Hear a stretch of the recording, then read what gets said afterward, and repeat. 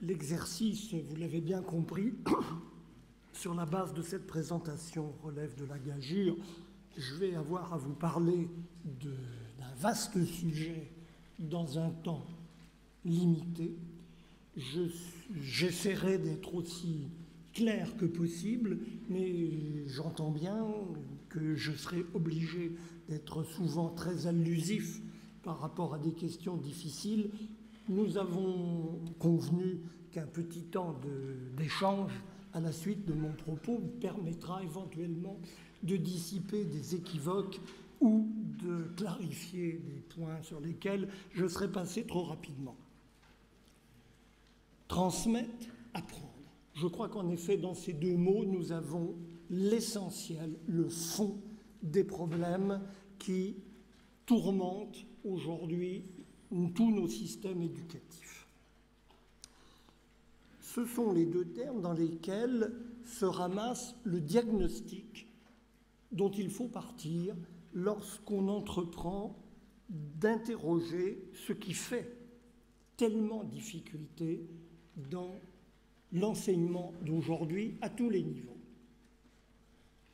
Les sources du malaise de nos systèmes éducatifs sont multiples, est-il besoin de le dire, mais l'une de ces sources, à mon sens la source la plus profonde, la plus déterminante, est d'ordre intellectuel.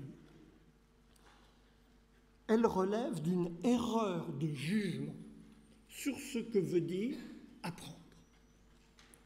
Nous nous méprenons profondément sur ce qu'implique l'accès au savoir ou à la connaissance. Nous vivons à cet égard, pour des raisons qu'il faut essayer de clarifier, sur des idées fausses qui entraînent des conséquences extrêmement perturbatrices pour le processus éducatif. Il s'agit d'abord de cerner l'origine et la nature de cette erreur. Elles ne sont pas très difficiles à identifier. Elles tiennent à une transformation radicale qui est intervenue dans les années 1970, on peut assez précisément la cerner, en liant un changement de société à un changement de modèle de la connaissance. Un nouveau modèle de la connaissance est né, centré sur l'acte d'apprendre et l'activité du sujet de connaissance. Ce modèle a pris le dessus sur un modèle antérieur, centré, lui, sur la transmission. Cette substitution n'est pas tombée du ciel, elle est liée à une transformation profonde de nos sociétés que l'on peut ramener à deux mots en première approximation: détraditionnalisation, individualisation. La grande rupture qui s'est jouée à ce moment-là a consisté dans l'achèvement d'un processus venu de très loin et qui nous a fait sortir complètement de ce que l'on peut appeler les sociétés de tradition. Or, les institutions éducatives dépendaient pour une part essentielle du modèle que leur fournissait la tradition.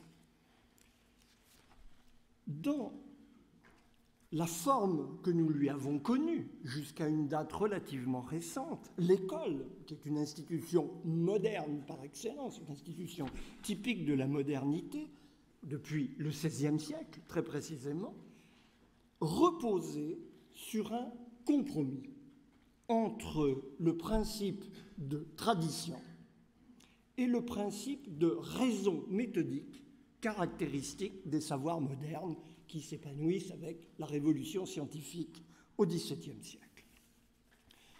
Ce compromis n'est naturellement pas resté immobile sur des siècles, il n'a cessé de bouger, de se renégocier, d'être discuté en fonction de la place croissante acquise par le principe de raison et les exigences de méthode dans l'enseignement. Cependant, en dépit de ces évolutions, le compromis persistait se perpétuer dans ces grandes lignes. L'équilibre entre ces deux principes antagonistes, tradition et raison, se maintenait tant bien que mal. Et puis tout d'un coup, pour des raisons qu'on peut parfaitement clarifier, je n'ai pas le temps d'y entrer, on pourra en discuter si vous le souhaitez, tout d'un coup, à un moment assez bien repérable, dans les années 1970, ce compromis s'est défait. D'une société qui restait à bien des égards une société de tradition, nous avons basculé dans une société de connaissance. Société de la connaissance, on peut donner une acception précise à cette notion qui fait florès aujourd'hui dans tous les discours sur l'éducation. Une société de la connaissance, c'est une société où les savoirs scientifiques modernes arrivent au poste de commandement dans le fonctionnement des sociétés industrielles.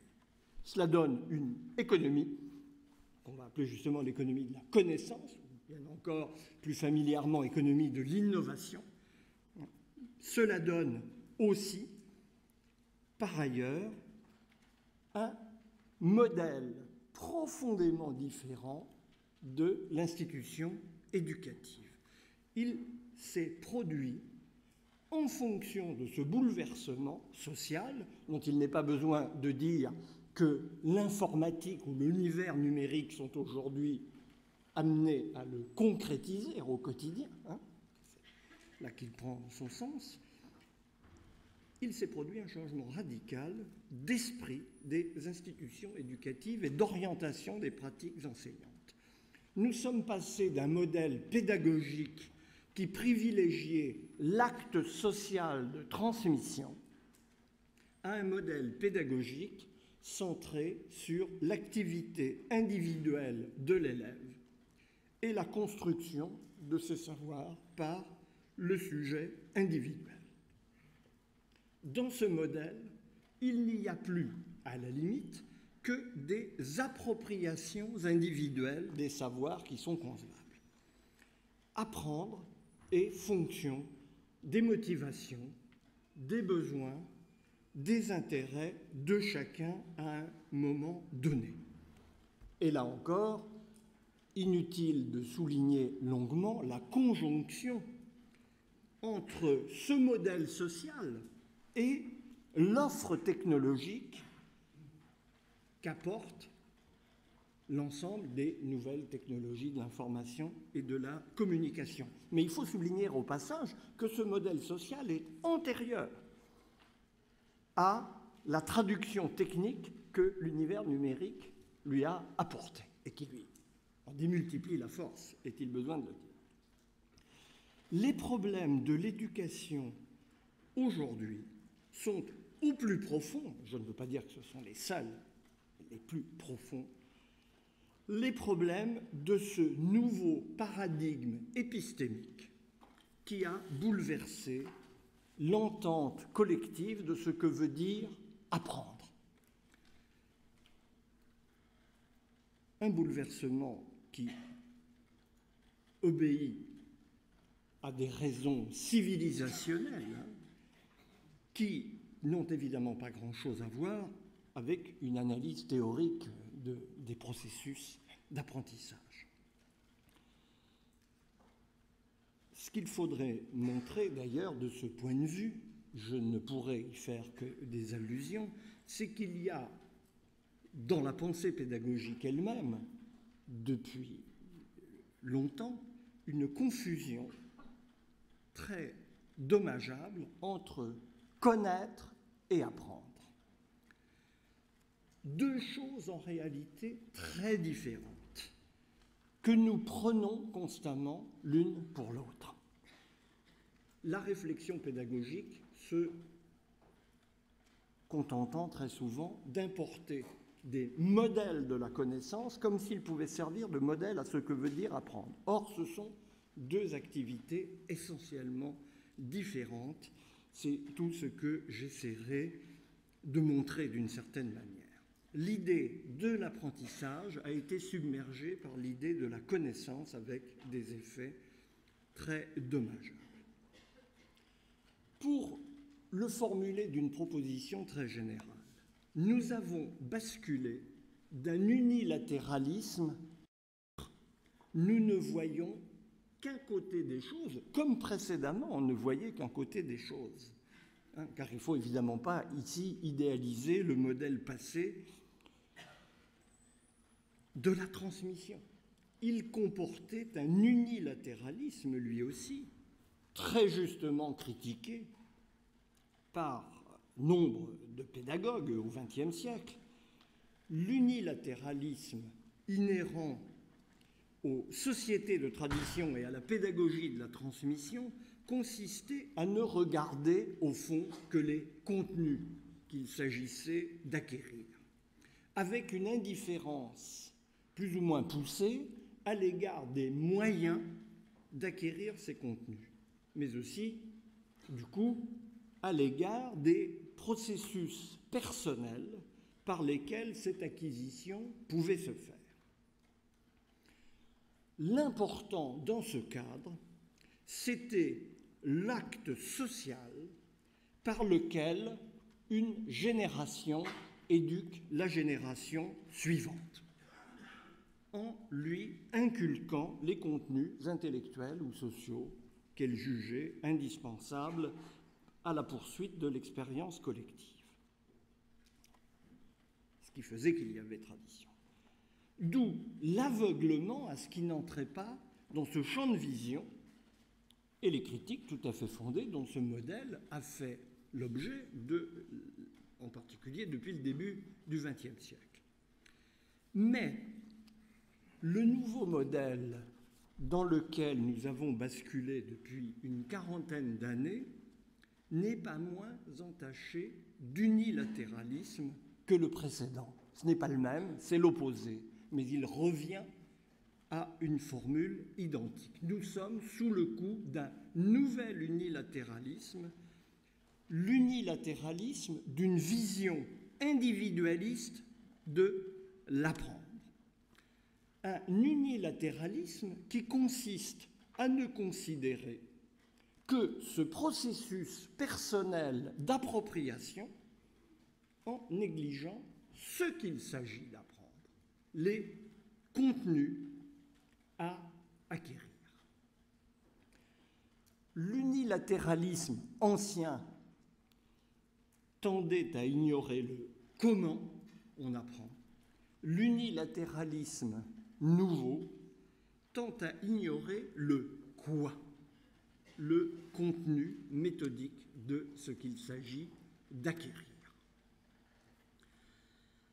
Notre travail dans ce contexte doit être de comprendre ces impasses symétriques, de mettre en lumière leurs points aveugles et de cerner ce que chacune de ces perspectives laisse échapper, de manière à poser les bases d'un compromis inédit. Aucun retour en arrière n'est imaginable. Ce qui est devant nous, c'est la construction d'une solution nouvelle à un problème qui, en réalité, n'a jamais été vraiment posé pour lui-même. Transmettre, s'il n'y a personne pour apprendre, ne veut rien dire. Mais apprendre en dehors d'un cadre de transmission est en fait dépourvu de sens. Voilà notre programme théorique. Nous avons d'un côté à essayer de saisir ce qu'il y a d'incompressible dans la transmission, en dépit de ce qu'il y a d'indiscutablement nécessaire dans le centrage sur l'acte d'apprendre, et nous avons de l'autre côté à réexaminer ce que veut dire au juste apprendre dans la situation scolaire d'une grande spécificité. L'enfant qui arrive à l'école n'est pas un savant dans son laboratoire. même en petit. Or, de fait, c'est comme ça qu'on le comprend. Je vais commencer donc par examiner ce qui rend indépassable la catégorie de transmission dans l'éducation. Et je reviendrai ensuite, dans un second temps, sur la réalité de l'acte d'apprendre tel qu'il se joue pour l'enfant dans la situation scolaire. Paradoxalement, la question qu'on s'est en fait la moins posée de toutes dans l'histoire de la pratique pédagogique. On se l'est posée empiriquement, bien sûr, mais on ne se l'est pas posée philosophiquement ou théoriquement, comme vous voudrez. Quel que soit le rejet que puisse nous inspirer la pédagogie ancienne de l'imposition et de l'inculcation, force nous est de reconnaître que la dimension de tradition est incontournable dans le champ éducatif. La transmission comporte des ancrages irréductibles. Et l'on peut mettre en lumière, je crois, au moins 4 raisons fondamentales qui font que nous ne pouvons échapper à l'ordre de la transmission. Quelles que soient les bonnes raisons que nous pouvons avoir par ailleurs de privilégier l'acquisition personnelle. Le premier de ces ancrages est d'ordre temporel. Il y a irréductiblement transmission parce que l'expérience de l'acquisition d'un savoir, quelle qu'elle soit, se présente toujours sous le signe d'une extériorité massive et constitutive pour celui qui l'a fait. Apprendre, c'est toujours se confronter à quelque chose qui existe avant soi et au dehors de soi, du fait que d'autres le savent déjà.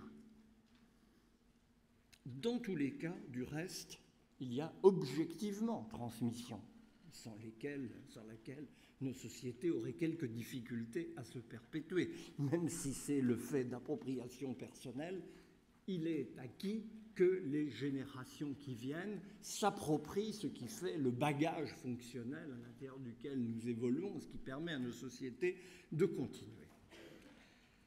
Les sociétés se perpétuent de fait par acculturation des nouveaux venus qui reprennent à leur compte ce qui existait déjà, pour le modifier, pour l'enrichir, pour le transformer, mais en commençant par se l'incorporer. Apprendre est en ce sens une modalité de la transmission qui consiste à privilégier l'activité des nouveaux venus, leur effort d'appropriation pour se rendre présent, ce qui existait déjà. Mais cela n'empêche pas l'antériorité d'origine de continuer de compter, ne serait-ce que sous les traits d'aînés présents dans le paysage social et qui, eux, savent ce que nous ignorons. Quand nous parlons de nos ignorances, nous parlons toujours ipso facto d'autres que nous qui, eux, savent. Ne l'oublions pas, car pour l'enfant, c'est l'expérience déterminante en particulier. Ce qui fait qu'il est naturel de se tourner vers ceux qui savent pour acquérir ce qui nous manque. C'est cette dimension de tradition et d'antériorité que les sociétés qu'on peut appeler de tradition en ce sens, mettent en avant en faisant leur principe organisateur. Pour elles, ce qui compte, c'est ce qui a été établi par les ancêtres à l'origine, les générations qui suivent n'ayant qu'à reconduire cet héritage. Les savoirs modernes, et c'est là où notre problème commence, introduisent, eux, d'emblée une orientation opposée. Ce sont des savoirs conçus en vue de leur propre accroissement, en direction du futur. Ils vivent en fonction de leur invention permanente et de leur perfectionnement dans l'avenir. Par où? il légitime l'oubli éventuel des états antérieurs des connaissances, ce que les scientifiques durs, comme on dit, connaissent bien. Et nous avons là l'origine de l'embardée futuriste sous le signe de laquelle nous nous trouvons. Une embardée qui va jusqu'à nourrir l'illusion que la transmission est inutile puisqu'elle ne fait jamais que faire passer des savoirs déjà dépassés. Nous avons tous entendu d'abondance ce discours. À quoi bon apprendre des choses qui seront périmées lorsqu'on aura l'occasion de s'en servir? Mais cette orientation futuriste des savoirs modernes n'empêche pas la dimension d'antériorité de subsister. Elle la renforce en réalité. Nous avons à entrer dans ces savoirs tout autant que dans les savoirs traditionnels, et d'une manière plus exigeante encore, parce que soumise à une progression méthodique. Dans une tradition, on entre par n'importe quel bout à n'importe quel moment. On peut la saisir par les biais les plus divers. Dans une science moderne, l'enchaînement des propositions définit au contraire des conditions très rigoureuses pour pouvoir avancer dans l'approfondissement d'une connaissance. Dans la tradition, d'une certaine manière, tout est égal. Dans les savoirs modernes, il n'y a que des progressions qui supposent l'acquisition de l'antérieur pour aller vers le plus développé. Deuxième ancrage de la transmission dans le domaine de l'acquisition des savoirs, la dimension personnelle, existentielle ou subjective du savoir. Et par conséquent, sa dimension interpersonnelle et intersubjective.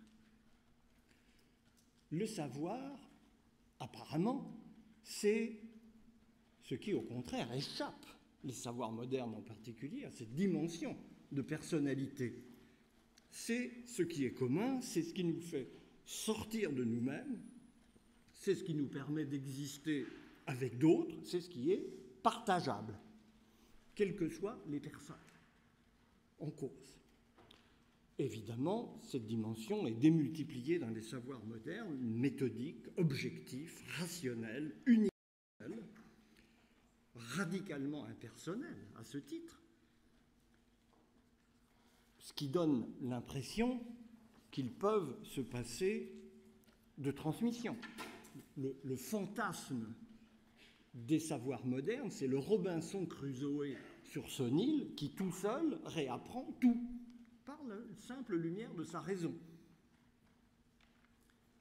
En réalité, nous savons bien que ce n'est pas ainsi que les choses se passent. Quelle que soit son impersonnalité méthodique, le savoir reste un objet hautement personnel. Il n'est pas de savoir sans de profondes implications identitaires. Le savoir, c'est l'image sociale qu'il a depuis longtemps, est certes libérateur, mais il est aussi, à l'échelle des subjectivités, éminemment dangereux. Il est déstabilisant. Il remet en question la sécurité subjective. On peut aimer le dépaysement que vous amène de nouvelles connaissances, mais on peut aussi beaucoup le redouter. Un pédagogue français que certains d'entre vous connaissent certainement, Serge Boimard, a pu de la sorte explorer chez des élèves posant des difficultés tout à fait particulières et incompréhensibles au niveau d'intelligence normale, il a pu montrer la profondeur de cette peur du savoir chez les élèves qui les installe dans une position de refus radical à l'égard de l'institution scolaire. Apprendre ne va jamais sans un retentissement intime et un retentissement qui s'incarne sous les traits de ceux qui vous font connaître ce dépaysement. C'est pourquoi il y a toujours transmission, parce qu'apprendre est une expérience subjectivement chargée, qui vous met dans un rapport très spécial avec les gens avec lesquels vous la faites. C'est la raison pour laquelle il y a toujours et il y aura toujours des maîtres, c'est-à-dire des personnages à des niveaux très divers dans lesquels s'incarne pour les sujets particuliers cette capacité à voir s'ouvrir un nouveau domaine. Le savoir doit prendre corps pour nous, pour exister véritablement du point de vue de notre intimité. Troisième dimension qui confère à la transmission sa nécessité irréductible, la dimension ésotérique, j'ose le mot, de tout savoir. Même le plus rationnel, même le plus logique, même le plus impersonnel. Les mathématiques, il n'y a pas plus initiatique et ésotérique que les mathématiques, sous leur dehors de logique impeccable dans leur manière de se présenter. Il n'y a pas de savoir qui ne pose un problème d'accès privilégié, d'initiation, de communication du secret de son maniement. C'est ce que, bien sûr, la relation maître-disciple met le plus exemplairement en relief. Mais le problème est général. Il a sa traduction beaucoup plus élémentaire dans une question qui tourmente depuis longtemps les pédagogues, qui est celle des savoir-faire. Car on sait bien qu'à côté des savoirs construits, comme on dit, il y a toute cette part impondérable des savoir-faire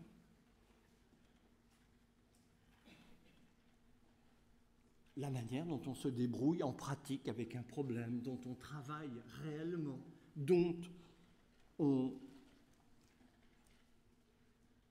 le bout par lequel on prend un sujet. C'est ça qu'apprennent les maîtres, en fait. Je m'empresse de dire, ces savoir-faire n'ont rien à voir avec la méthode. La méthode, c'est impersonnel, c'est abstrait, ça se transmet très bien. Chacun d'entre nous est placé pour savoir qu'il n'y a pas plus ennuyeux des cours de méthode et que ça ne résout en rien les problèmes pratiques que vous avez à vous poser quand vous êtes confronté à de vraies questions. Les savoir-faire, c'est concret, c'est le bricolage, comme on a beaucoup développé à juste titre. Et cela se transmet de manière initiatique, par l'exemple, par la proximité, par la familiarité. Nous avons tous fait cette expérience que des gens que nous avons connus dans le cours de nos études nous ont en fait appris sans doute des choses sur le fond que nous avons entièrement oubliées, ça aurait pu être n'importe qui. En revanche, ils nous ont appris une manière de faire qui était bien à eux et dont nous gardons le souvenir reconnaissant parce que celle-là, elle nous a été vraiment toujours utile. Elle est inoubliable. Cette dimension ésotérique de tout savoir s'enracine tout simplement dans le langage humain et dans l'opacité de toute formation signifiante. Une opacité qui exige apprivoisement, détour, introduction, médiation. Et en cela, elle appelle transmission. Elle suppose des initiateurs, y compris dans les savoirs les plus éloignés du modèle de la tradition. Dernier ancrage, quatrième et dernier ancrage de la transmission, la dimension symbolique de toute acquisition de connaissances. Ce que nos sociétés ont le plus de mal à comprendre.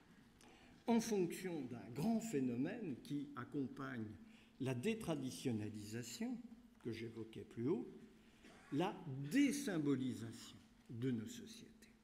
Une désymbolisation qui ne veut pas du tout dire que nos sociétés ont cessé d'être symboliques dans leur fonctionnement, mais que cette dimension symbolique est devenue implicite, souterraine, inconsciente.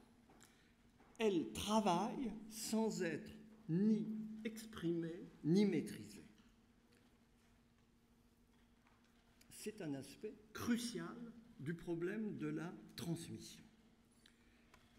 Elle concerne ce qui est signifié au travers de l'entreprise éducative relativement au lien entre les êtres qu'elle établit. On n'apprend jamais que pour soi-même. Apprendre strictement pour soi-même est une activité dépourvue de sens. Et j'en vois le meilleur signe dans cette philosophie du partage qui est l'aspect le plus sympathique de l'univers numérique. On apprend pour partager, pour donner. Ben là, on retrouve, non dite et non pensée, la dimension symbolique de ce que veut dire apprendre. Apprendre, c'est s'inscrire dans un avant-soi en vue d'un après-soi. On apprend en vue d'un transmettre futur ou d'un partage le lendemain. C'est la même chose. Il est dit dans toute acquisition d'un savoir que nous nous insérons dans une chaîne temporelle dont nous ne sommes qu'un maillon. Apprendre, c'est entrer dans une appartenance, c'est s'insérer dans une communauté qui n'a pas de nom, qui n'a pas de consistance sociale, mais qui est la plus importante de toutes, la communauté des esprits que compose l'humanité à travers le temps.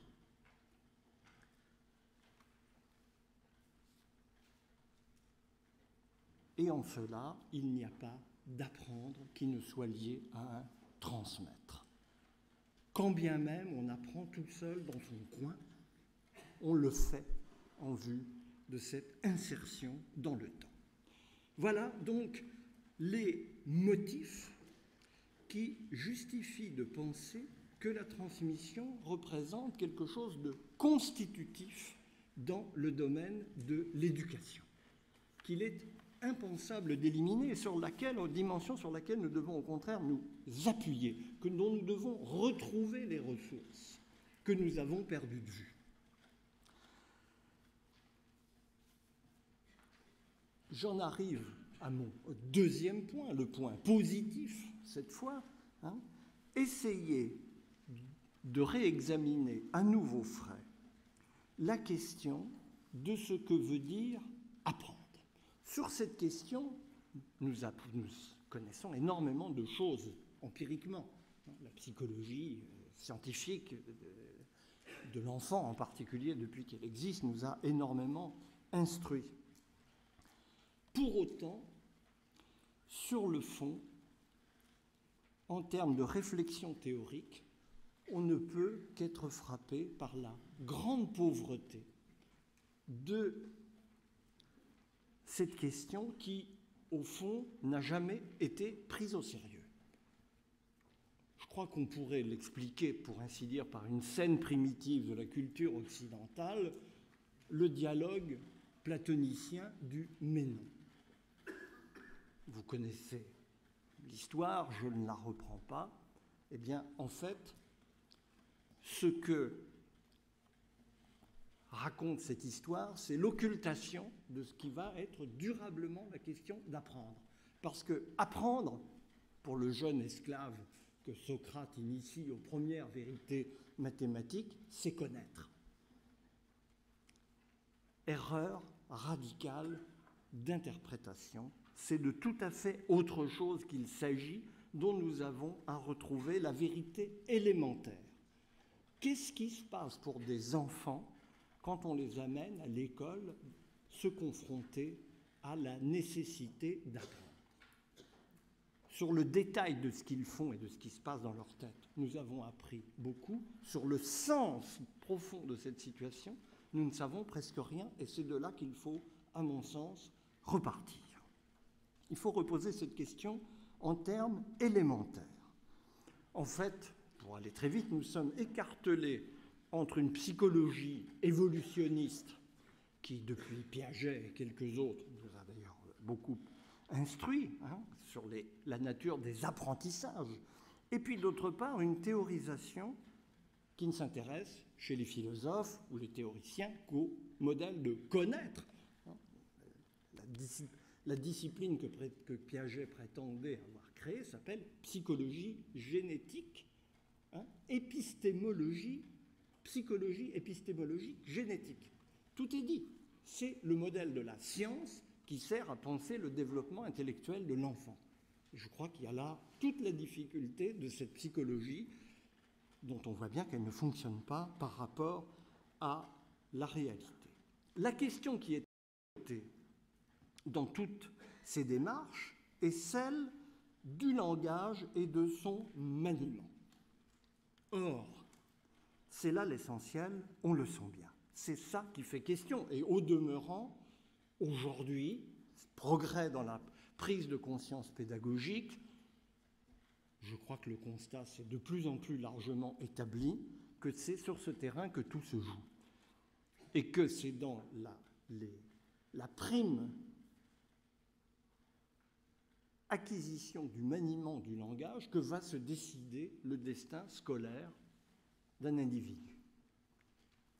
On n'en a pas encore tiré toutes les conséquences, mais c'est un bon point de départ. Ça doit être notre point de départ.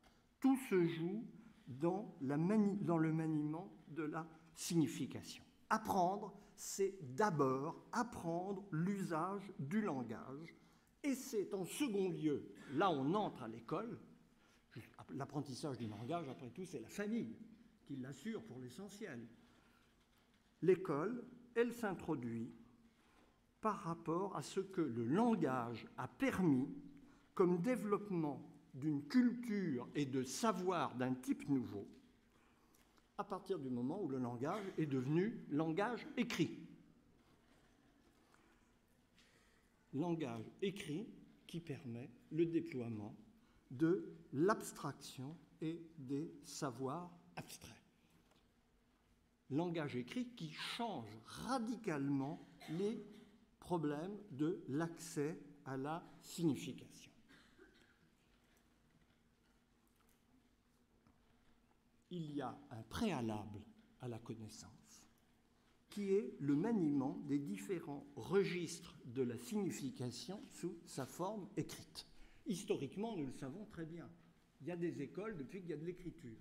Le premier compte-rendu que nous avons de ce qu'est une école, qui doit dater de moins 3200 avant Jésus-Christ, c'est le récit qui tient en 3 lignes d'un élève qui raconte comment il a appris à écrire, en se faisant battre régulièrement d'ailleurs.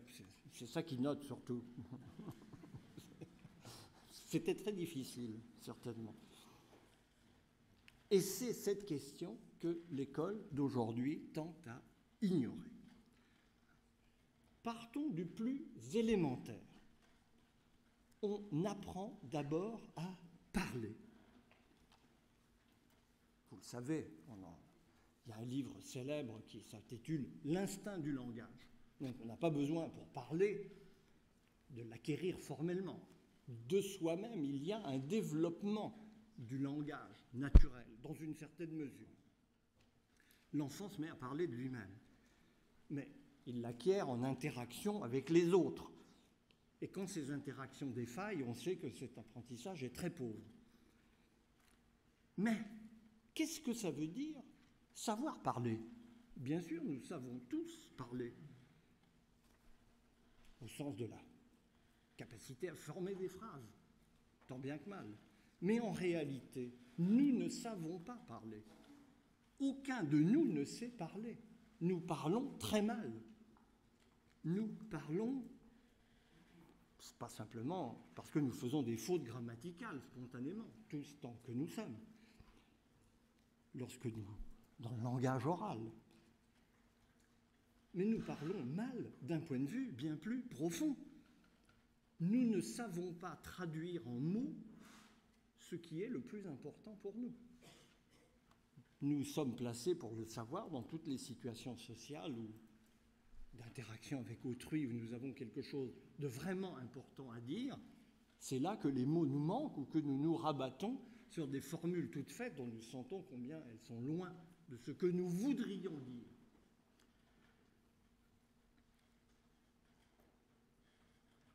Mais, autre expérience cruciale de tous les jours, nous avons de la peine à nous faire comprendre de nos interlocuteurs.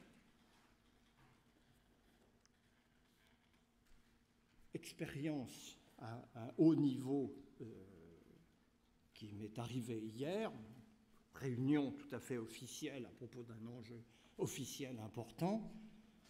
Nous allons envoyer un message, dit le responsable du groupe. Réaction unanime, non, on n'envoie pas de message parce qu'un message peut toujours être mal compris. Il faut qu'on puisse être là pour exprimer toutes les nuances de la position qu'il s'agit d'adopter. Et pourtant, l'écrit est précisément ce qui permet d'ajuster sa phrase, de la rectifier, de lui donner son sens. Mais même là, nous nous en méfions. Il vaut mieux 2 précautions qu'une dans ces matières. Il y a là un mal sans remède. Nous n'avons jamais fini d'apprendre à parler. Nous n'aurons jamais qu'une maîtrise très relative de cet instrument qui est le plus puissant dont nous disposions, mais qui nous dépasse. Nous ne sommes pas à la hauteur du langage. Nous avons là d'ailleurs la racine à la fois des difficultés scolaires majeures, je l'évoquais, mais aussi bien du conformisme langagier qui est la base de toute vie sociale, où on se rabat sur des messages tout faits qui ont l'avantage, dans leur formulation reçue, de ne pas poser la question de ce qui serait la nuance subtile qu'ils mériteraient de recevoir. L'écriture est à la fois ce qui nous permet de mesurer l'imperfection de ces moyens, ce qui la met en accusation. Quand nous recevons la transcription de nos propos, nous sommes rouges de honte devant la défaillance de nos capacités, mais aussi, bien sûr, ce qui nous met en position de la corriger. C'est la raison pour laquelle il y a des écrivains et que les écrivains ont cette fonction si importante dans la culture depuis qu'il y a de l'écriture. Ils sont ceux qui nous apportent cette consolante impression qu'il y a une maîtrise possible du langage par le travail. Et quel travail sur l'écriture pour arriver à donner une relative perfection à un moyen par excellence imparfait dans l'usage que nous en faisons tous les jours. Nous accédons ici à l'étape proprement scolaire du problème. C'est grâce à l'écriture que le maniement du langage acquiert cette dimension culturelle ou civilisée qui justifie l'existence d'une école où il s'agit donc d'acquérir le maniement des signes graphiques. Et c'est là qu'est le saut crucial. Beaucoup d'entre vous connaissent certainement les travaux de l'anthropologue britannique Jack Goody sur la différence et le saut entre culture orale et culture écrite. La culture écrite représente un saut considérable qui introduit toutes sortes de compétences nouvelles, inimaginables dans une culture orale. Eh bien, c'est ce saut que, dans notre culture, l'institution scolaire est en fonction de faire se répéter et d'institutionnaliser. Par la fixation du langage qu'elle autorise, l'écriture introduit un élément de réflexivité dans l'usage du discours. Nous pouvons revenir sur ce qui est dit, sur notre propre parole pour la corriger, ou pour réfléchir sur ce que veut vraiment dire une phrase, puisqu'elle est là devant nous et que nous pouvons l'interroger. L'écriture permet d'interroger la signification, sur laquelle, chose tout à fait remarquablement absente des cultures orales. Qu'est-ce qu'il a vraiment voulu dire? C'est une question qu'on ne se pose pas. C'est une question qu'on se pose quand on entre dans le monde de l'écrit, où précisément nous avons le sens de ce hiatus. L'écriture permet de mettre en lumière la dimension abstraite des idéalités que mobilise toute parole. Les chiens empiriques et le chien en soi, comme disait un bon auteur que j'évoquais tout à l'heure. L'écriture permet d'accéder à la cohérence logique entre des propositions que nous enchaînons ou que nous juxtaposons. Elle va permettre, évidemment, développement crucial. Sans écriture, il n'y a pas de développement possible de la dimension du nombre et de son maniement. Toutes les cultures connaissent la notion de nombre, mais on sait très bien que dans la plupart des cultures orales, la numération est en général de l'ordre 1, 2, 3, plusieurs. Beaucoup, un grand A.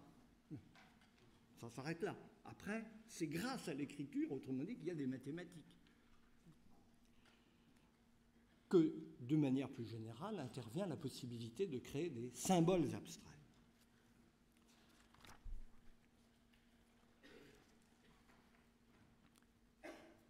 Voilà ce qui donne son sens au programme de l'école, un programme qu'il nous faut revisiter, lire, écrire et compter.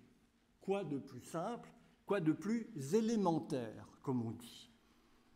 On a raison d'appeler ce programme élémentaire. Et en même temps, dès qu'on y réfléchit, on voit combien nous avons tort.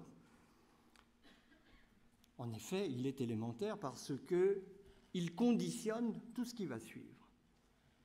En même temps, ce soi-disant élémentaire est en réalité indépassable. On n'arrête jamais d'apprendre à lire, à écrire et à compter. Et, à mon sens, on gagnerait beaucoup, dans la modestie et l'ambition à la fois, à réintituler nos universités Instituts de lecture, d'écriture et de calcul.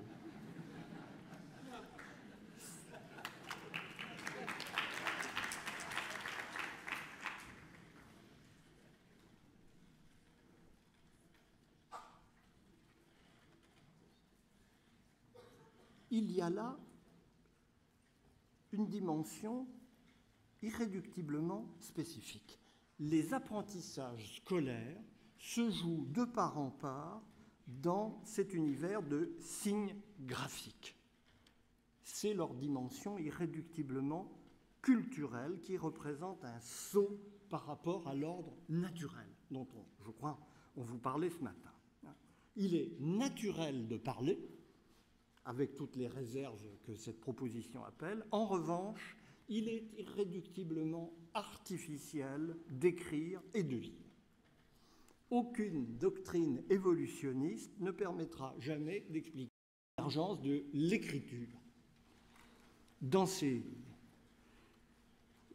liens historiques avec quelques autres institutions intéressantes comme la ville et l'État. L'émergence de cette objectivation du langage que représente l'écriture, elle relève d'une histoire de la culture permettant de faire émerger certaines dimensions de la conscience et de les cultiver pour en faire les instruments de la puissance que l'on sait. Sûrement beaucoup d'entre vous le savent, justement, l'un des grands progrès que nous devons aux neurosciences récentes est d'avoir identifié d'une manière assez précise les neurones de la lecture, comme on dit. Justement, ce ne sont pas des neurones programmés pour la lecture, ce sont des neurones détournés, et d'ailleurs différents selon les univers graphiques. Pour lire le chinois, on ne mobilise pas du tout les mêmes compétences neuronales que pour lire nos écritures alphabétiques. Mais on comprend aussi à partir de là, ça a toutes sortes de conséquences pédagogiques, l'extrême difficulté que représente cette acquisition, puisqu'il s'agit pour tous les enfants de répéter cette maîtrise d'un non naturel dans les facultés cérébrales. L'apprendre à lire et à écrire, c'est facile? Non. Nous savons que neurologiquement, c'est extrêmement difficile. Et je vous renvoie en particulier à un livre passionnant qui n'est pas encore traduit en français, de Marianne Wolf, qui s'appelle Proust et le calamar, hein, Proust and the Squid, qui montre précisément, par l'analyse des dyslexies, comment toute la difficulté de mettre en place ces processus cérébraux qui permettent aux enfants d'entrer dans l'univers des signes graphiques. Une observation pratique tout à fait triviale à ce propos, parce que c'est l'une des grandes difficultés de nos écoles élémentaires d'aujourd'hui. L'aisance à se mouvoir dans cet univers de signes graphiques ne peut s'acquérir que moyennant une certaine virtuosité qui ne s'acquiert elle-même que par l'exercice. Au passage, aucune différence de ce point de vue entre les activités intellectuelles et les activités corporelles. Jouer d'un instrument de musique, se servir d'un outil, effectuer un geste sportif ou lire, écrire et compter, c'est pareil. Sauf que l'exercice, quand il s'agit de signes graphiques, de lire, d'écrire ou de compter, est par nature ennuyeux, répétitif, monotone. Ce pourquoi on cherche toujours à l'éviter, en faisant appel à la compréhension. L'important, c'est qu'ils aient compris. Pas la peine de répéter 10 fois. Mais si, ce qui compte, c'est de répéter 10 fois, pas de l'avoir compris, malheureusement. C'est bien là où il y a une difficulté qu'il faut assumer comme telle pour le monde scolaire. On ne peut pas la contourner, celle-là.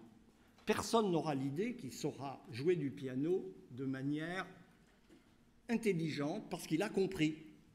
Même s'il a compris, il faut qu'il répète. Eh bien, l'école, c'est exactement la même chose. Évidemment, c'est ingrat, mais c'est comme ça.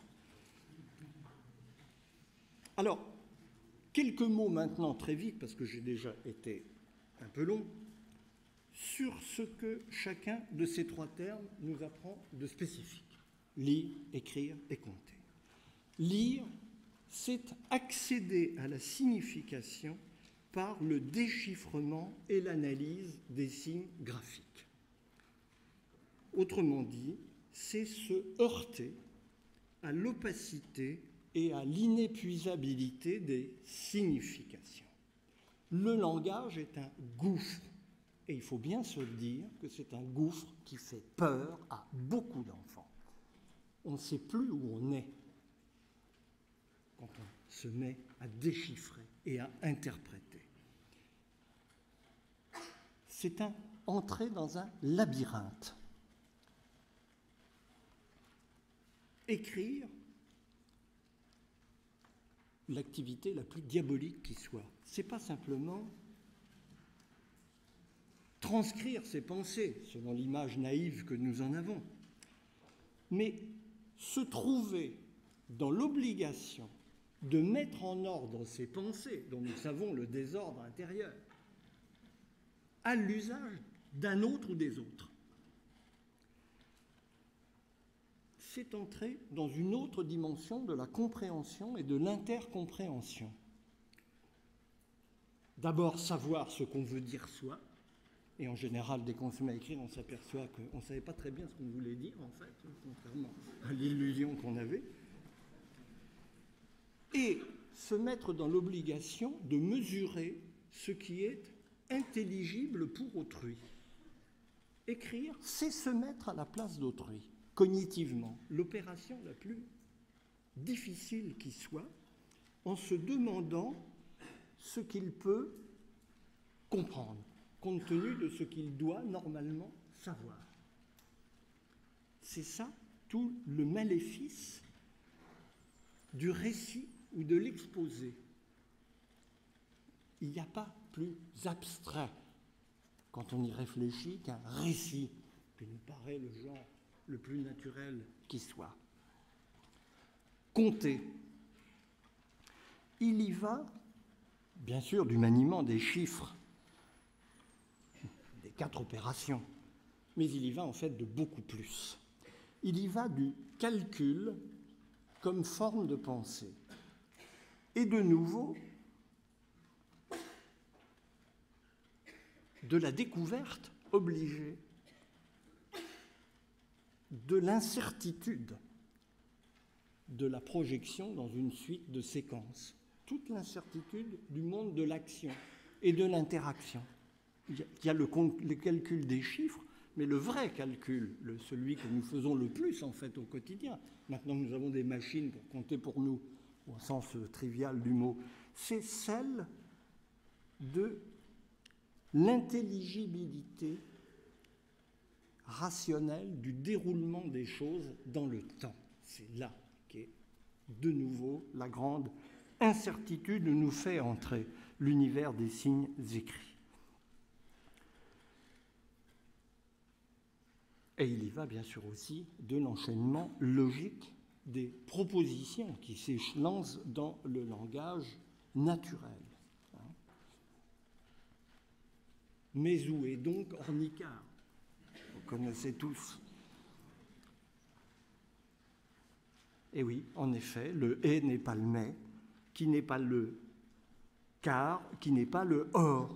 Et sans cet apprentissage de la logique naturelle, qui est inscrite dans les nuances de la langue, il n'y a pas d'apprentissage de la logique symbolique des sciences.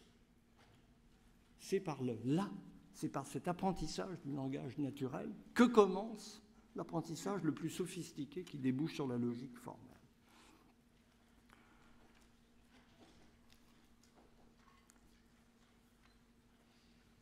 Quelques mots pour conclure à partir de ces observations qui n'avaient d'autre ambition que de vous faire sentir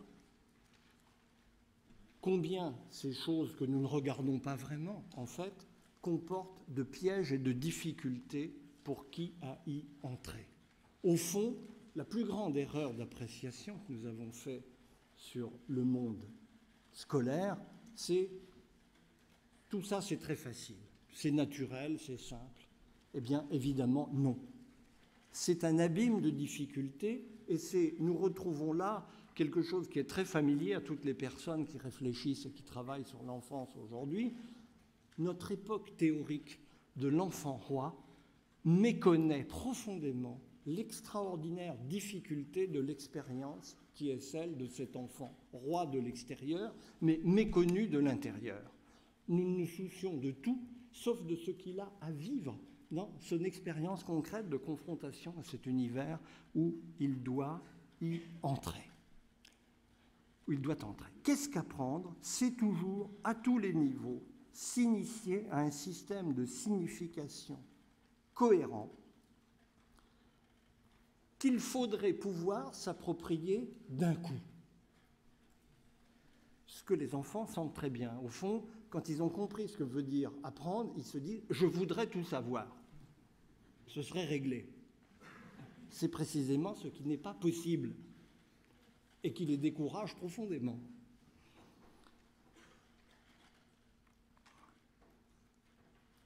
C'est vrai que, d'une certaine manière, ces formations cohérentes ne sont appropriables et pénétrables que d'un seul coup, dans leur cohérence. D'où le sentiment d'une forteresse imprenable lorsque nous arrivons dans un domaine qui nous était jusque-là étranger. Nous avons l'impression que c'est impossible d'y pénétrer. Et c'est d'une certaine manière vrai. Le miracle est qu'on y arrive quand même. Et c'est pour cette raison qu'il y a des écoles, des pédagogues, c'est-à-dire tout simplement des truchements, des passeurs, des interprètes, des alliés dans la place qui font que cette forteresse imprenable nous y trouvons une porte dérobée par laquelle nous arrivons à nous y introduire sans être jamais sûrs d'y être complètement parvenus, d'ailleurs. C'est pourquoi il y a une pédagogie indispensable.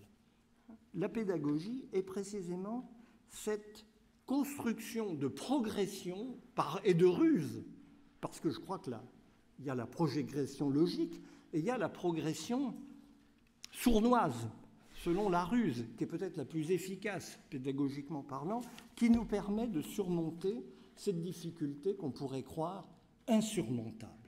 Retrouvons le sens de cette difficulté fondamentale des apprentissages et je crois que nous aurons fait un grand pas dans le sens d'un perfectionnement de nos écoles à tous leurs niveaux, du plus élémentaire au plus élevé. Vous l'avez compris, à mes yeux, ces niveaux sont strictement solidaires et les mêmes problèmes s'y posent à des niveaux différents. Je vous remercie.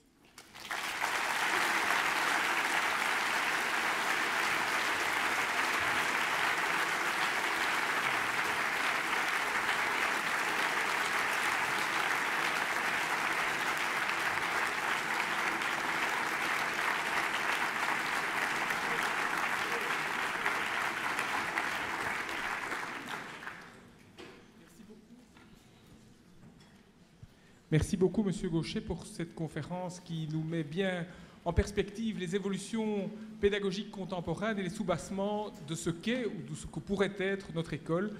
Je ne doute pas que votre exposé vif aura suscité un certain nombre de questions.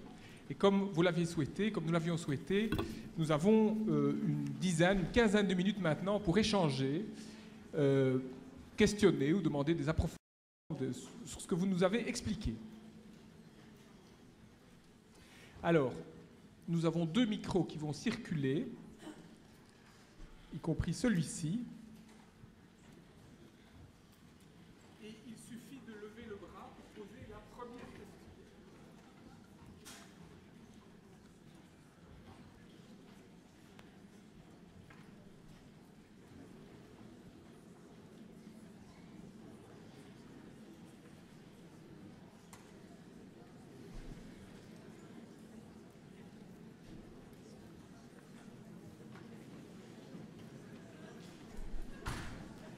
La première question est celle qui ne vient jamais.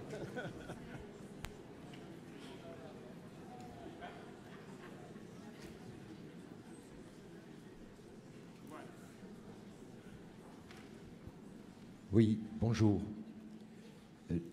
Nous avons dans nos classes en Europe, en Belgique, à Bruxelles, des enfants qui appartiennent à des cultures très différentes, qui viennent de tous les coins de la planète, et donc qui apprennent le langage selon des systèmes. Je serais curieux de savoir ce qu'en disent les neurosciences, d'ailleurs, on a eu un tout petit écho ce matin, mais qui apprennent donc le langage dans des modalités, dans des procédures qui sont, je le soupçonne, pas tellement communes. Et puis alors, ils accèdent à l'écriture avec cette forme de contrainte dont vous venez nous parler.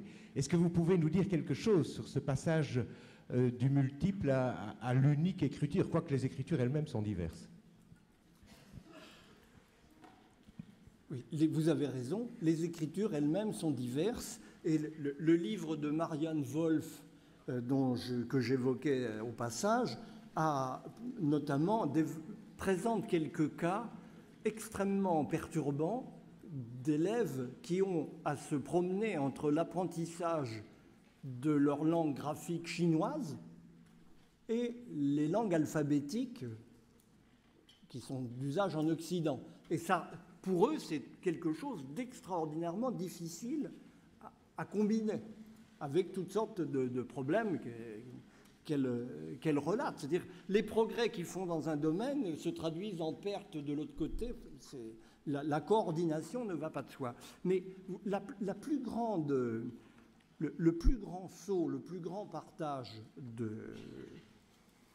en la matière est celui qui intervient entre la culture orale, qui est celle pratiquée à la maison par les parents, et celle des gens qu'ils ont l'habitude de fréquenter dans leur environnement immédiat, et la culture écrite, qui est celle de nos sociétés. Il y a un abîme entre les deux. Alors, parce que quand on dit la culture écrite, on dit quelque chose de très précis, que nous avons tous intériorisé à des degrés divers, c'est la culture orale, dans laquelle nous continuons de vivre à beaucoup d'égards, mais la culture orale sous contrôle de l'écrit. C'est-à-dire, inconsciemment, quand nous parlons tous, et surtout dès que nous accédons à des paroles un peu officielles, nous vivons sous notre parole sur le mode d'un contrôle possible par sa transcription écrite. Et nous savons, c'est des choses qui ont été étudiées d'ailleurs par des jeunes chercheurs en sciences de l'éducation, combien cette acquisition de la parole sous le signe de l'écrit ne va pas de soi pour des gens qui viennent dans nos propres sociétés de culture essentiellement orale. Je crois qu'on gagnerait énormément, en effet, à mettre ces problèmes sur la table pour comprendre de la manière la plus concrète qu'est-ce qu'on peut faire dans ces situations et quel genre de difficultés ça représente. Parce que la situation dans laquelle nous sommes, c'est que nous ne voulons pas voir la difficulté. Tout se passe comme si, au nom d'une idée parfaitement sympathique, tout le monde est pareil. Nous sommes tous égaux, certes. Mais concrètement, ça ne se passe pas de la même façon pour tout le monde. Vieille aporie à laquelle, dans le cas précis, il faudrait apporter des remèdes extrêmement définis. Mais ça suppose de commencer par admettre qu'il y a un vrai problème.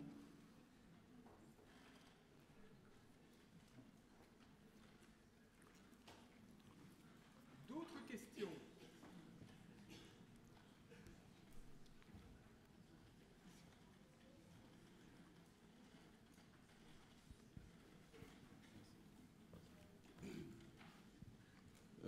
Allô. Merci, monsieur. En fait, j'ai une question très simple. D'une part, on sait très bien que l'apprentissage des langues se fait de manière intuitive et très aisément dès l'enfance. Mais vu la multitude de langues que nous avons, et je rejoins un peu la première question de monsieur, à savoir quelqu'un qui vient, je vais dire un enfant qui vient d'ailleurs, ou ici, doit apprendre de nouveau la langue, que ce soit le français ou le néerlandais. Mais ça me pousse à me poser une question. Et justement, je vous la pose pour avoir votre avis. Ne serait-il pas intelligent de penser à construire une langue commune? Donc j'aimerais bien avoir votre avis là-dessus.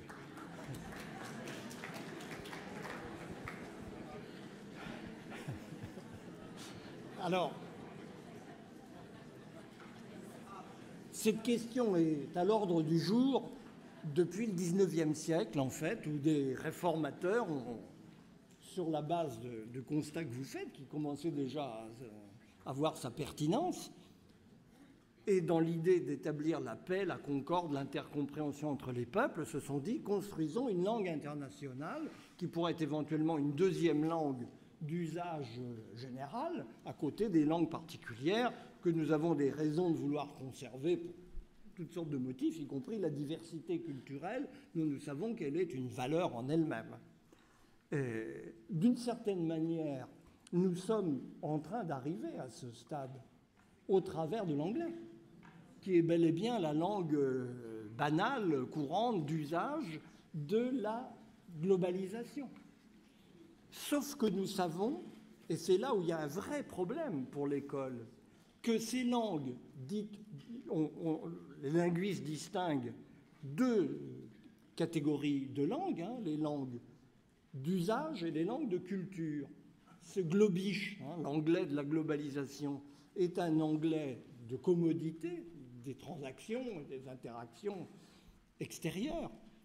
En même temps, il est une langue très pauvre et une langue particulièrement mal vécue par les défenseurs du véritable anglais, qui n'a pas grand-chose à voir dans sa subtilité de nuances et ses raffinements avec cette langue qui détruit tout sur son passage dans la simplification générale. Donc, qu'est-ce que nous devons... Ça veut dire qu'il faudrait... En effet, l'école de l'avenir sera certainement multilingue, en fait. Mais on ne peut pas rêver d'une seule langue qui se substituerait à toutes les autres, parce que ce serait au prix d'un approvisionnement culturel et langagier extraordinaire. Alors là, ça voudrait dire, effectivement, une réduction au plus petit commun dénominateur. Mais apprendre le maniement de plusieurs langues, on sait aussi que c'est une énorme difficulté et que c'est une des sources des inégalités scolaires les plus importantes aujourd'hui. C'est à la fois un handicap pour les uns, une chance pour les autres, très difficile à manier. Donc, mais c'est sûr que c'est une de nos questions d'avenir. Qu'est-ce qu'on va faire avec les langues?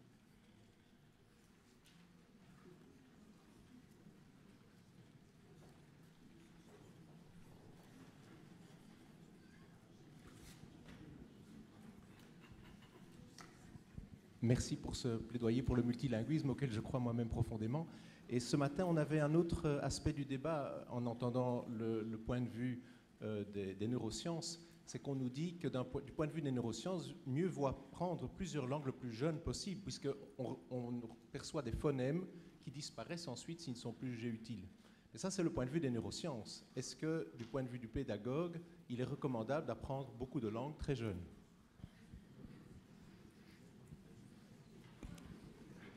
Écoutez, je n'ai pas la compétence pour vous répondre. Je vais juste vous faire une citation personnelle de Roman Jakobson, qui a une dame qui, dans une assemblée mondaine, le félicitait de son polyglottisme. En effet, il parlait couramment 8 langues. Il en connaissait quelques autres, mais il les parlait couramment. Il disait, oui, chère madame, vous savez, je parle 8 langues, mais mon problème, c'est que je n'en connais aucune.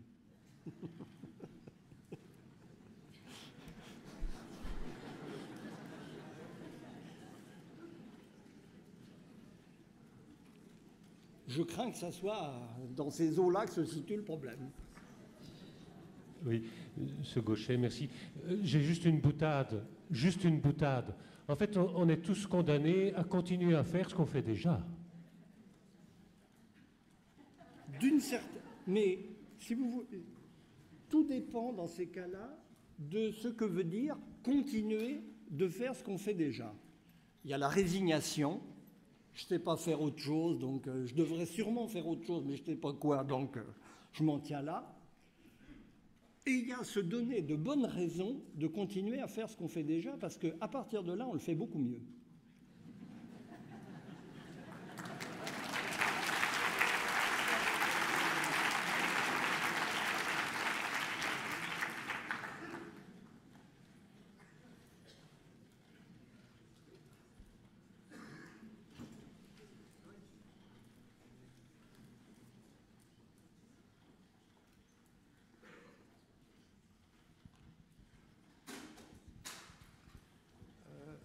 Vous avez beaucoup souligné, ça m'a quelque peu troublé, alors je voulais vous interroger là-dessus, la différence de l'apprendre et du connaître.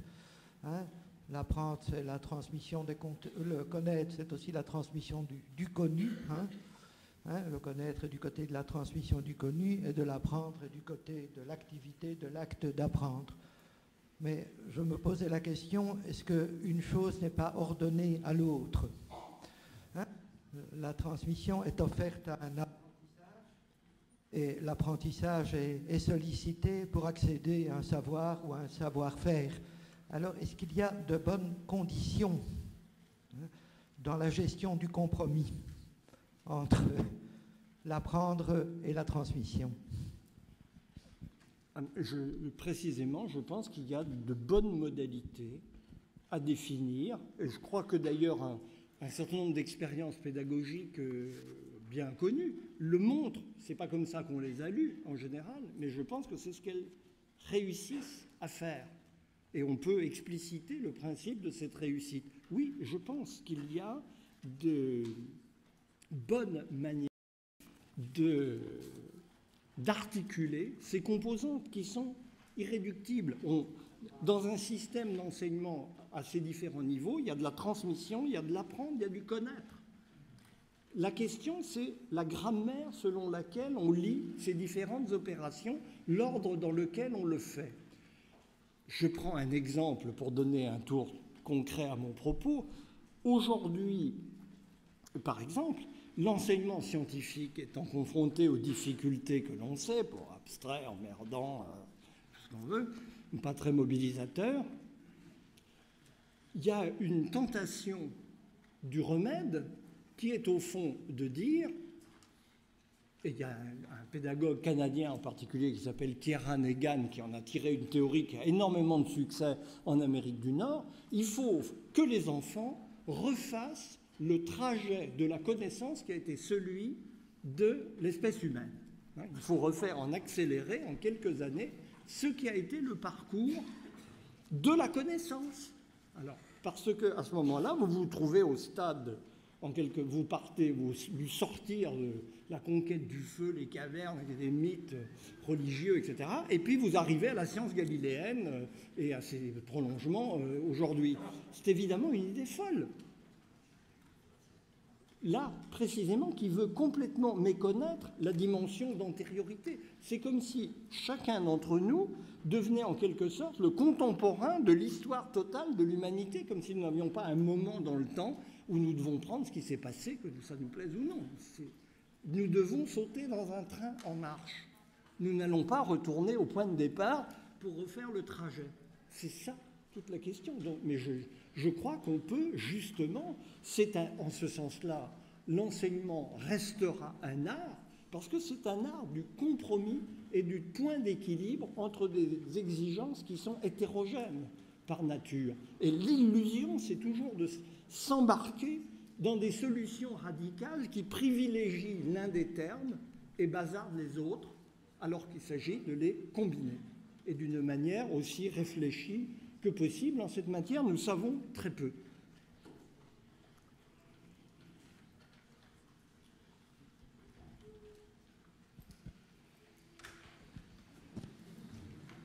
J'aimerais avoir votre avis sur un autre compromis.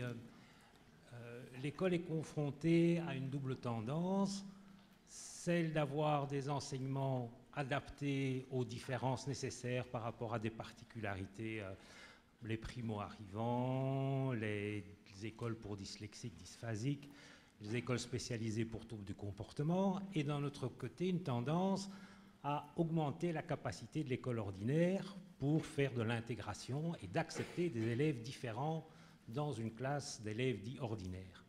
Quel est votre point de vue sur ces deux tendances?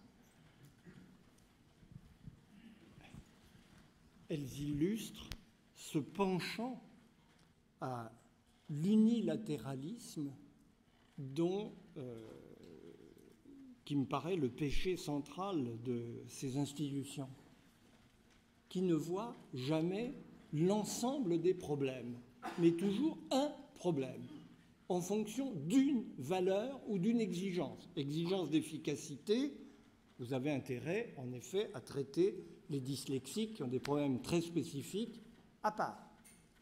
D'autre part, la valeur d'inclusion, tout à fait respectable, qui fait qu'il faut intégrer les enfants autistes dans les écoles normales, banales, avec toutes les énormes difficultés qui s'en suivent.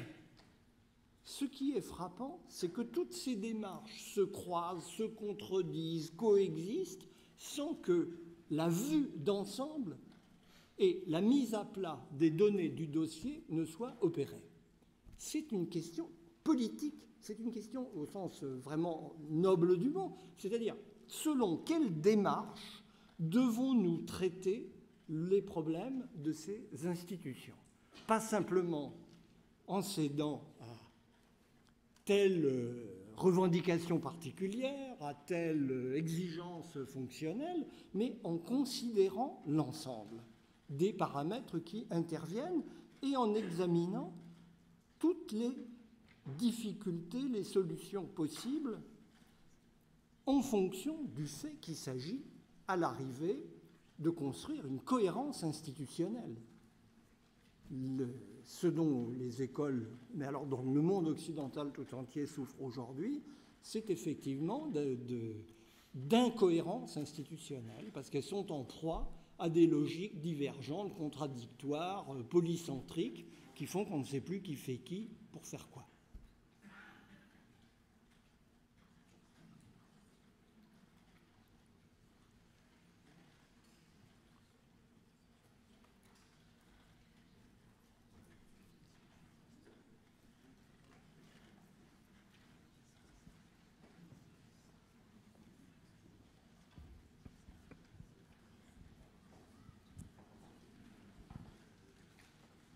Bonjour Monsieur Gaucher, un grand merci pour votre conférence, c'était fort intéressant. Alors une simple question, si vous étiez responsable de l'éducation, est-ce que vous pourriez citer 3 réformes que vous entreprendriez? Merci.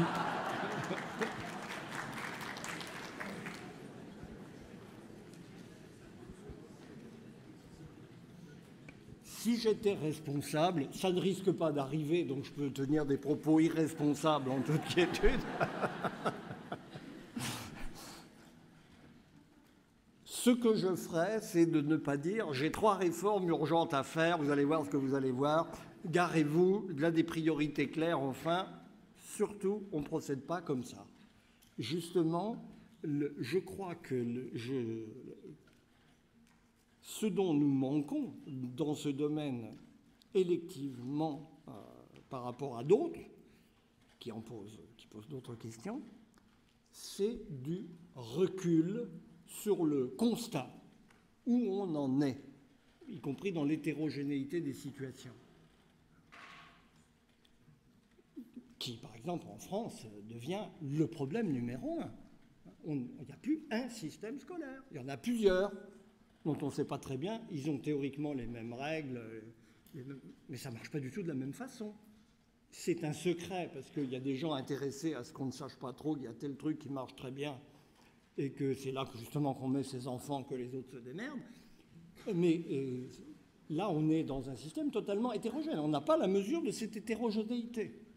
Il y a un problème de constat et il y a un problème de définition des priorités. Justement, moi, je ne les ai pas, je ne prétends pas les avoir, mais si j'étais responsable, mon souci, ce serait d'essayer de les faire émerger d'une manière aussi raisonnée que possible, contre la démarche dite réformatrice, dont le secret est très simple.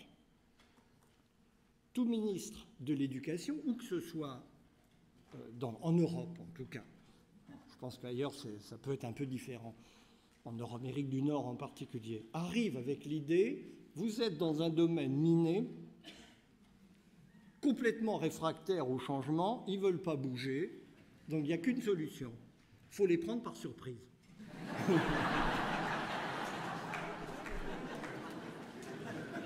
Et les violenter avant qu'ils aient trop le temps de se retourner. Alors, il faut s'étonner des résultats brillants qu'on obtient par cette méthode. Et ça n'empêche pas que ça continue.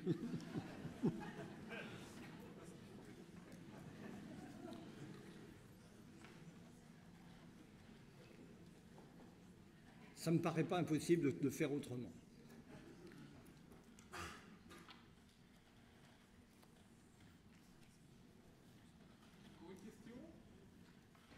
Dernière question.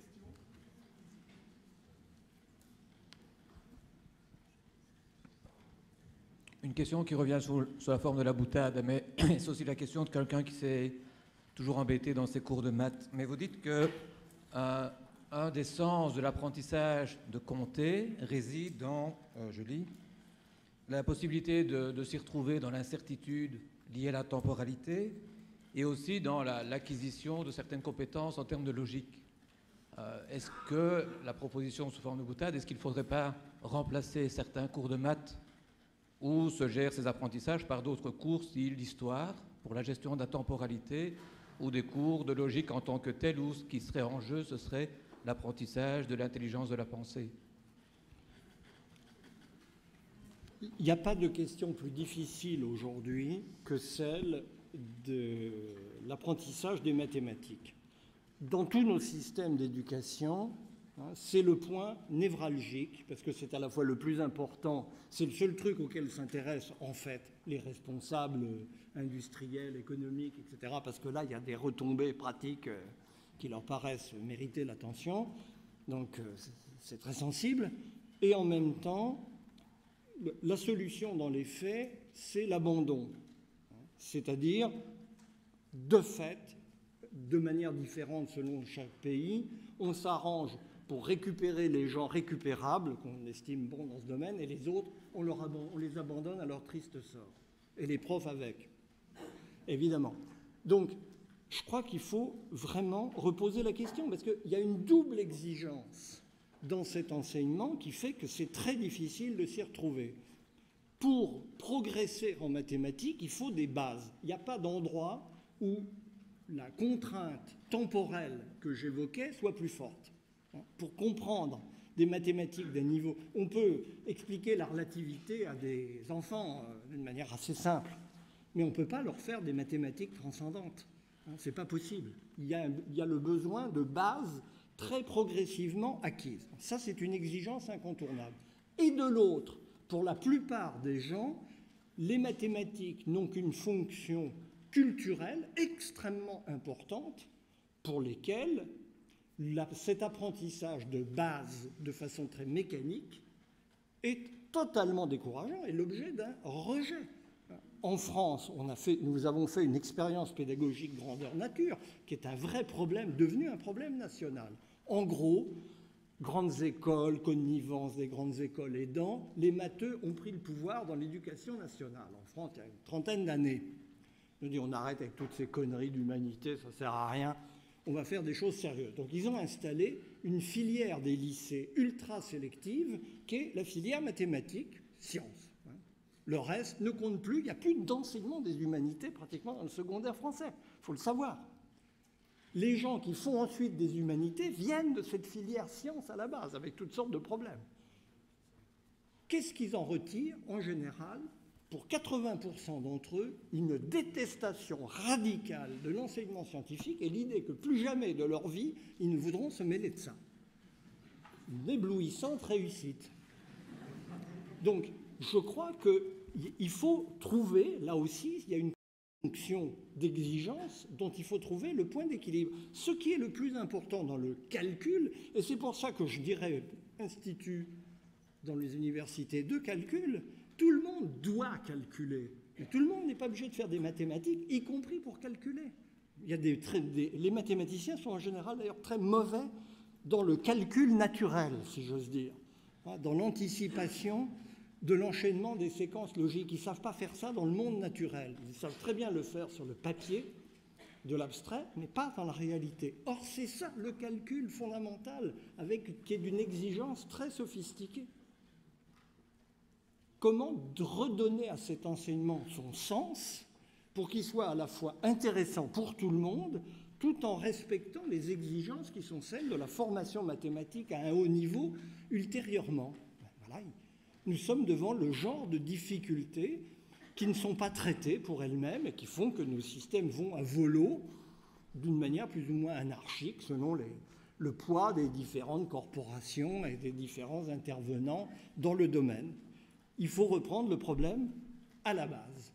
Mais je pense qu'on pourrait enseigner tout à fait autrement et la logique et le calcul naturel, qui est probablement ce que nous savons le moins bien enseigner. Parce que vous savez, l'enseignement de l'histoire, qui devrait être le domaine par excellence, parce que là on voit le calcul des acteurs, et ce qui dément le calcul des acteurs, la manière dont ces calculs se croisent, etc. C'est pas comme ça qu'on l'enseigne 9 fois sur 10, vous le savez bien. Et ça peut être aussi emmerdant que les mathématiques. Donc, nous avons un gros chantier devant nous.